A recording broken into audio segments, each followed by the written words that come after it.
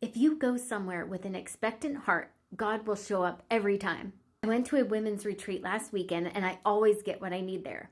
God has been faithful for that every year I've gone.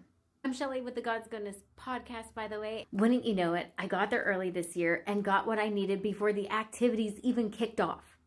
I got what I needed in a book I never would have thought to buy. Matthew 6:33 says, "But seek first his kingdom and his righteousness, and all these things will be given to you as well." I went to the retreat expecting to get what I needed. Many of us never even know what we need until after we receive it. It's so wild. I ended up being one of 30 out of 100 women who got this particular book. I spoke with the director of the retreat, and it was interesting how it worked out and what it's led to. I thought, I bet this author has a God story that led to her acquiring the message from this book. If she encouraged me, I bet she could encourage someone else, and that's what the God's Goodness podcast is for. So I invited her on.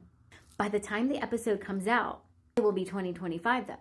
So hit that follow button so you can be blessed with our stories until then.